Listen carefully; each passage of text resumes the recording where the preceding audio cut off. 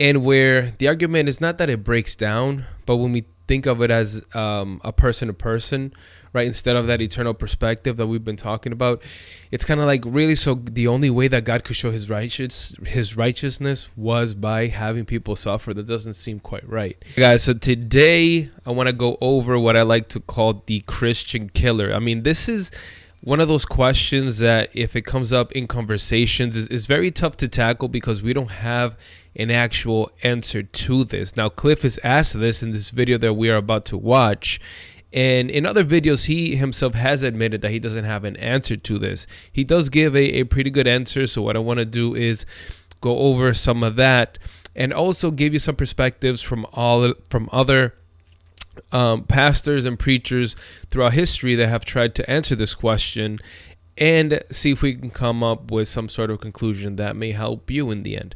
So let's take a look. Why did God allow Hitler to kill 6 million Jews in Germany? Why does Wow, that girl is like, get him, get him, get him. God let normal, healthy, innocent children die of natural disasters and severe diseases and war? God is disinterested in human affairs. And if he is disinterested in human affairs, why would anybody worship him? When God became a human being, what happened to him? Saying I'd like to hear the answer to that question. Thank you. First point, when we say that God is all-powerful, we do not mean that everything that happens is God's will. Chose to limit his power by creating us with a free will. So if I walk up to her, smack her beautiful face, and then turn to you and say, you know, one of the things that I noticed in this video is that, you know, she is using a cane, so perhaps she has been struggling either with pain or some type of injury in the past.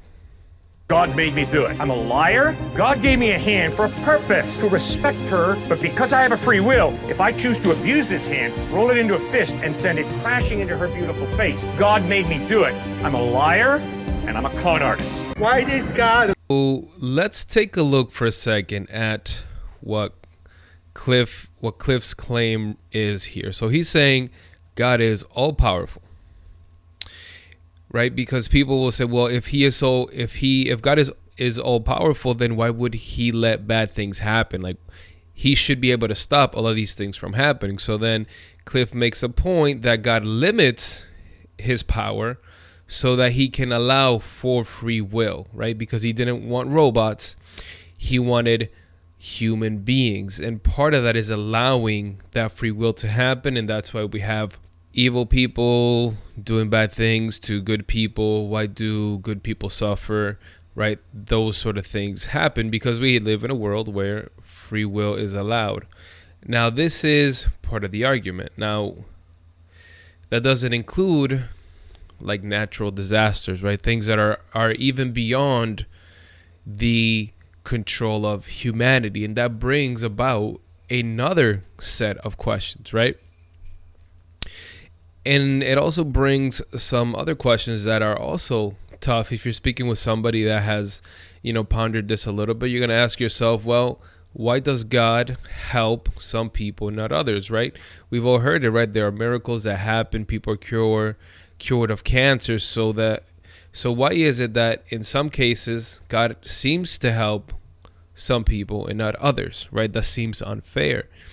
And there's another question and this is a word that I'll explain in a second about. It's vicarious liability, right? This is kind of like the argument that you say, even if you're a bystander, right, and you see something happen and you allow it to happen, you're just as guilty as the person that was committing the crime. That's what this word means, vicarious liability. It's kind of like, well, if there is somebody that cannot swim, and I know how to swim, they fall in the pool, and I choose not to jump in and try to help them, I may be held liable for that person's death because I could have done something and I didn't. So God, right, to an extent, him being all powerful, there could be an argument to be said that he is allowing these evil things to happen. So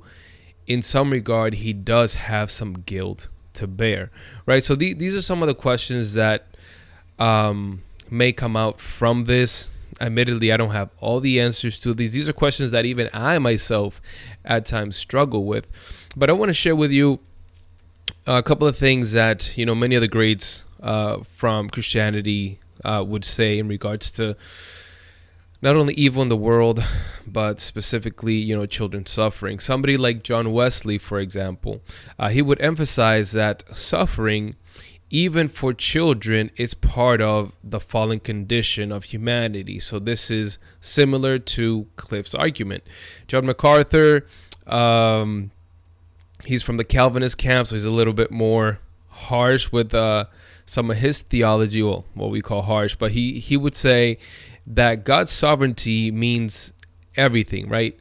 Including suffering, right? This all fits into his plan of ultimate good and ultimate glory unto himself. So from the Calvinist perspective, from John MacArthur's perspective, he has no problem saying that, yes, God allows this evil to happen.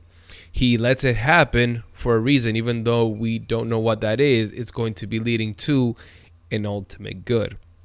Now, Thomas Aquinas, maybe a lot of you are not familiar, but he was a very prominent Catholic philosopher, and he frames it a little bit similar to Cliffe, but different at the same time. And that is, he says that the innocent suffer, right, because the evil that we have in the world is not that God is actively creating this evil, but it is the absence of good that creates that evil. It's kind of like saying, light and darkness. The absence of light is going to be dark. It's going to be darkness, right? It's not that light and darkness are the same thing. Like, you can cause light, you cannot cause darkness. What causes darkness is the absence of that light. And one of the last things that Aquinas, what he points out is that, and I think all of the guys do as well, is that there is a special care that God has for children in that they are innocent. And because of this, even though they may go through suffering, even though their lives may end before their time, they will ultimately be in heaven, right? Which is the ultimate reward that we have as children.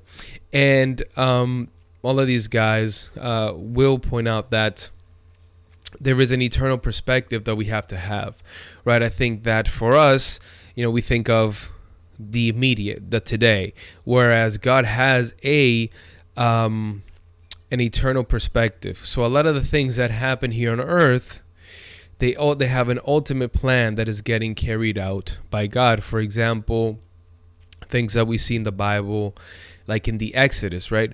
When God is speaking to Abraham, he tells him, your people are going to be enslaved for 300 years before I liberate them, right? So this was something that God allowed to happen so that he could bring his justice onto the Egyptian nation, so he could then liberate his people. But within that time, right, those Egyptians had to go through that struggle so that God could ultimately bring that justice. And that's also a point that, although I don't know how good it is, that some Christians will make, is that in order for goodness to be exalted, for righteousness to be exalted, there has to be a level of evil so that you have a reference to be able to go to. It's like, if you've never struggled in your life, then you're not going to appreciate the good things in life because you haven't gone through the struggle. Whereas somebody that has struggled, right, they've been whatever, up and coming, they become an entrepreneur and they finally make it to whatever success they're looking for, then they appreciate that so much more because they had to work for it. And where the argument is not that it breaks down, but when we think of it as a person to person, right, instead of that eternal perspective that we've been talking about, it's kind of like, really, so the only way that God could show his righteousness was by having people suffer? That doesn't seem quite right. And look, I don't have all the answers to that. That's a fair point. And then ultimately, like every other Christian, there are things that God does that we're not going to fully be able to explain. And these are things that we're going to have to ask him once we meet him.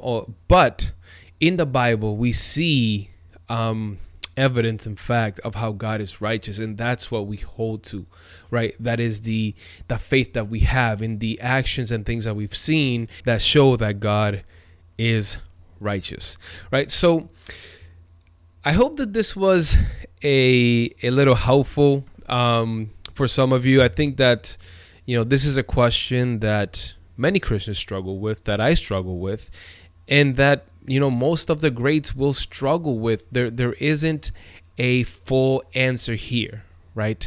They are examples and things that we can put from the Bible where we can show how God is righteous, how he is good. But ultimately, why does God allow certain evil things to happen? We don't know, because we are not God. So let me know what you think in the comments. Is this a question that you've struggled with answering? Is this something that you yourself have wrestled with in your Christian walk? Let me know in the comments. And as always, just want to remind you that we must persevere. Peace.